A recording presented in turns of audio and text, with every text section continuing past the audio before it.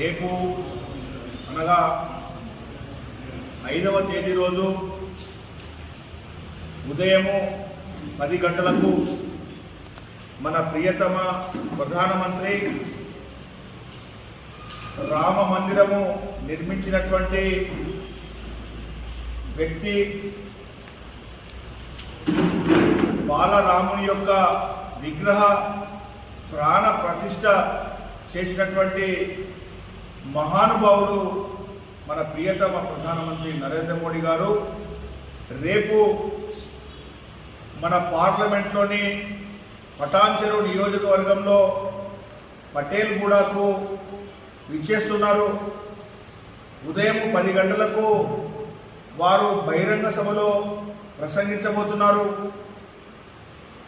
దేశంలోనే కాకుండా ప్రపంచంలో ఒక గుర్తింపు కలిగినటువంటి వ్యక్తి, మన దేశాన్ని వికసిత్ భారత్ సంకల్ప దిశగా ముందుకు తీసుకెళ్తున్నటువంటి ప్రియతమ ప్రధానమంత్రి నరేంద్ర మోడీ గారు 3వసారి 400 పై స్థానాలతో అధికారంలోనికి రాబోతున్నటువంటి నరేంద్ర మోడీ గారు మన ప్రాంతానికి విచ్చేస్తున్నారు.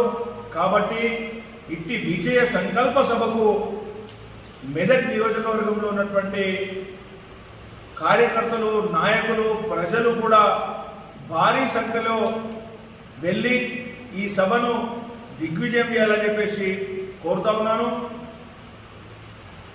వచ్చే నెలలో ఎన్నికలు రాబోతా ఉన్నాయి. అన్ని సర్వే సంస్థలు చెప్తా ఉన్నాయి.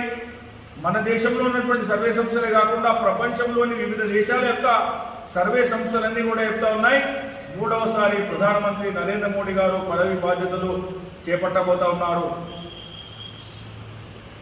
నరేంద్ర మోడీ గారు మరొకసారి దేశానికి ప్రధానమంత్రి కావాల్సిందే.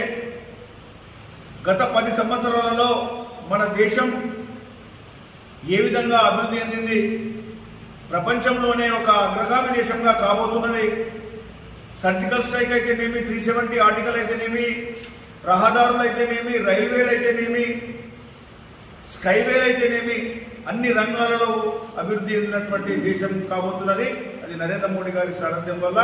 మరి రాబోయే రోజుల్లో కూడా ఇంకా విశ్వగురు స్థానంలోకి తీసుకెళ్లబోతున్న మన నరేంద్ర మోడీ గారు మన ప్రాంతానికి వస్తున్నటువంటి సందర్భంగా ఈ యొక్క గొప్ప బహిరంగ సభను జయప్రదం చేయాలని చెప్పేసి కోరుతా ఉన్నాను. భారత్ మాతా కీ జై.